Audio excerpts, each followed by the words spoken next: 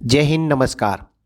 आप सभी का एक बार फिर स्वागत है आपके अपने एकमात्र भरोसेमंद यूट्यूब चैनल सैनिक समाचार इंडिया में। साथियों, आज हम ECHS के बारे में बात करेंगे, क्योंकि ECHS व्यवस्था अब उतनी कारगर नहीं रही जितनी कि जिस समय इसको लॉन्च किया गया था। इसलिए हमारी जो मांग और मुद्दा ये है, ECHS को बंद करो, पुरानी व्यवस्था लागू करो। पूर्व सैनिकों के लिए सिरदर्द बन चुकी है यह ECHS की स्कीम। इसमें नो मेडिसिन, नो ट्रीटमेंट और नो क्लेम। आइए अब हम इसके ऊपर आगे चर्चा करते हैं। आर्मी, एयरफोर्स और नेवी हॉस्पिटल्स, जो मिलिट्री हॉस्पिटल्स है, उनमें एक्स सर्विसमैन की बढ़ती हुई भीड़ को देखते हुए तत्कालीन व्यवस्थाओं ने ECHS स्कीम को लागू करने की योजना बनाई और फाइनली इसका मिनिस्ट्री ऑफ डिफेंस से अप्रूवल लेके उन्होंने एक मसौदा पेश किया कि जितने भी पूर्व सैनिक हैं उनको सर्विस हॉस्पिटल में ट्रीटमेंट ना देके एक अलग स्कीम बना दी जाए, जहां पे वो वन टाइम कंट्रीब्यूट अपना अमाउंट करके और लाइफ टाइम ECHS से फ्री ट्रीटमेंट करवा सकें। साथियों, योजना बहुत अच्छी थी और इसका जो साकार करने का सपना भी हमारे मिनिस्ट्री ऑफ डिफेंस का अच्छा था।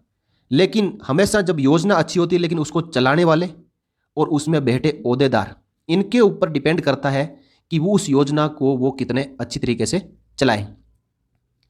धीरे धीरे साथियों, ये योजना जो है इम्प्लीमेंट होने के बाद 2003 से, जैसे आप जानते हो कि ये योजना सभी डिफेंस पेंशनर्स के लिए कंपलसरी है। उसमें डिफेंस पेंशनर हो, फैमिली पेंशनर हो, डिसेबल्ड सोल्जर हो, अपना वन टाइम कंट्रीब्यूशन रिटायरमेंट के टाइम पे ECHS में देके और फ्री ट्रीटमेंट लाइफ टाइम के लिए ले सकता है, ऐसा इस योजना में बताया हुआ है। लेकिन पटल पर यानी धरातल पर यह योजना उतनी कारगर साबित नहीं हुई है। एक पूर्व सैनिक किसी भी प्रकार की बीमारी होने पर ECHS पॉली क्लिनिक में विजिट करने पर सबसे पहले तो जो ECHS के स्टाफ है उनका जो रूड बिहेवियर यानी जो बातचीत करने का जो तरीका है, उससे उस पूर्व सैनिक को सामना करना पड़ता है।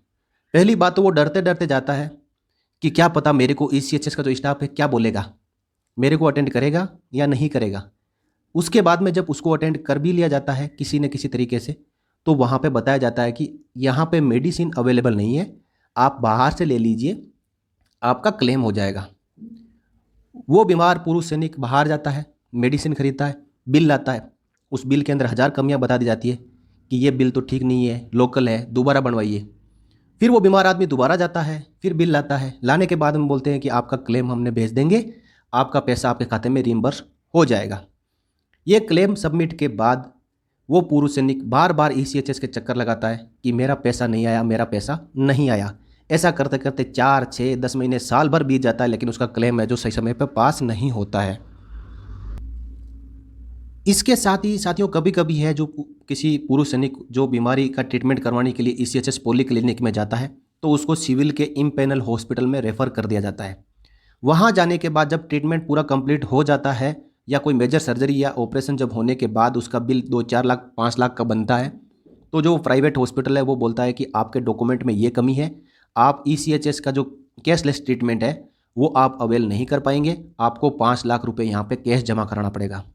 तो यहाँ पे जो ECHS व्यवस्था फिर बोनी साबित हो जाती है और मजबूरी में उस पूर्व सैनिक को वहाँ पे कैश जमा कराने के बाद में पूरे बिल लाके फिर ECHS पॉली क्लिनिक के चक्कर काटने पड़ते हैं कि मेरा क्लेम पास करवा दीजिए। लेकिन क्लेम पास करवाते करवाते वो एक्स सर्विसमैन खुद बीमार पड़ जाता है, क्योंकि साथियों इतना चक्कर लगाएगा। ये ओल्ड एज पेंशनर है, सीनियर सिटीजन है, फैमिली पेंशनर है, विडोज है, कितने बार ECHS पॉली क्लिनिक के चक्कर लगाएंगे? क्या उनके पास में सिर्फ एक ही काम है कि उनका क्लेम पास करवाना? इसके अलावा कोई काम नहीं है उनके पास में घर में। साथियों, ये सब व्यवस्थाएं खोखली साबित हो रही है। ये इस प्रकार पूर्व सैनिकों, फैमिली पेंशनर और सभी डिफेंस पेंशनर्स के साथ में एक छलावा है और एक धोखा है। हम यहाँ पे मजबूती से मांग करते हैं और ये मुद्दा अब जोर शोर से उठने भी लगा है, क्योंकि पूर्व सैनिकों को कई प्रकार की समस्याएं आ रही है, जहाँ पे ना तो दवाई मिल रही है और ना ही उनका क्लेम पास किया जा रहा है और ना ही ECHS की पॉली क्लिनिक में कोई ठोस ट्रीटमेंट अवेलेबल है। क्योंकि साथियों 2 साल के लिए ECHS में एक एम्प्लॉय को रखा जाता है, डॉक्टर हो, फिजियोथेरेपिस्ट हो, या उधर जो ECHS के क्लर्क हैं या काम करने वाले अन्य जो नर्सिंग स्टाफ है, उनको 2 साल के लिए रखा जाता है उस पर्टिकुलर पॉली क्लिनिक में। जब तक वहाँ का वो काम समझते हैं, उनका जो कॉन्ट्रैक्ट है वो टर्मिनेट कर दिया जाता है, ब्रीच कर दिया जाता है और उसको उस ECHS पॉलीक्लिनिक में दोबारा एम्प्लॉयमेंट नहीं मिलता है।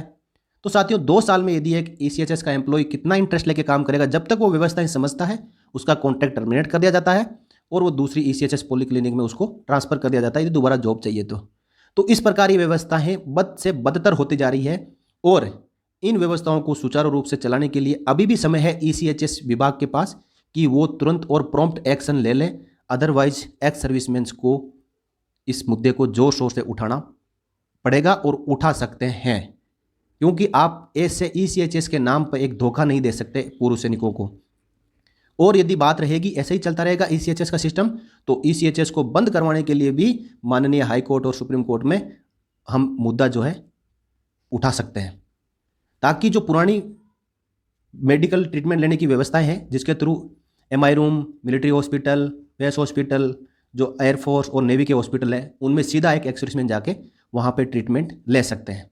साथियों यदि सर्विसमैन वहाँ जाके ट्रीटमेंट लेके अच्छी व्यवस्थाएं प्राप्त कर रहे हैं तो एक्स सर्विसमैन्स को भी उतना ही अधिकार लागू है, क्योंकि एक एक्स सर्विसमैन ने जो सर्विस कर रहे सैनिक से ज़्यादा देश के लिए अपनी जो समय है वो कुर्बान किया है, देश की सेवा की है। ये तो एक राइट है, जो हमारे संविधान में एक राइट है कि यदि संस्था के साथ में कोई एम्प्लॉय काम कर रहा है तो एजुकेशन, अकोमोडेशन, क्लोथिंग और मेडिकल ट्रीटमेंट है वो लाइफ टाइम तक उसको फ्री दिया जाएगा, चाहे वो सर्विंग के दौरान है या रिटायर्ड होने के बाद।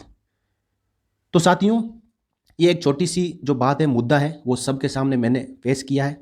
आपको इसके बारे में आपकी क्या राय है आप कमेंट सेक्शन में ज़रूर लिखें और इस मुद्दे को हम अब जोर शोर से उठाएंगे और जो ministry of defence, ECHS department, इन सब के साथ में इसको हम शेयर करेंगे ताकि उनको जो व्यवस्थाओं में कमी आ रही है उसके बारे में उचित कदम उठाने के लिए एक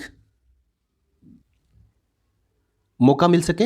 और जो जहाँ जहाँ कमियाँ हैं और जो मेडिसिन की कमी आ रही है ECHS में, लगभग पूरे भारत में हर ECHS की पॉलीक्लिनिक में मेडिसिन कंप्लीटली अवेलेबल नहीं है। सिविल से परचेज करने के बाद में जो क्लेम है वो 15 से 20 दिन के अंदर पास हो जाना चाहिए, जबकि उसको किसी के ऐसे पूर्व सैनिक है जो कोरोना काल में जिन्होंने बाहर से मेडिसिन ली है, अपना क्लेम सबमिट किया है, वो 1 साल हो गया उनको अभी तक, लेकिन क्लेम पास नहीं हो रहा है। क्लेम एक्सेप्टेड है लेकिन कहाँ कमी आ रही है, किसके पास फंड की कमी है, और कमी है तो क्यों बाहर से खरीदने के लिए बताया जा रहा है, क्यों न ECHS पॉलीक्लिनिक में मेडिसिन अवेलेबल करवा जा रही है। ये सब व्यवस्थाएं हैं, इनके ऊपर सोचने की सख्त ज़रूरत है। तो समय रहते हुए यदि ECHS डिपार्टमेंट सोचता है और इन व्यवस्थाओं को दुरुस्त करता है तो अच्छी बात है। अदरवाइज साथियों आप तैयार रहें और इस मुद्दे को जो है आगे तक लेके जाएंगे। तो साथियों ये थी जानकारी आपके लिए। अगले वीडियो में फिर मिलेंगे इसी प्रकार की एक और लेटेस्ट अपडेट के साथ। तब तक के लिए जय हिंद।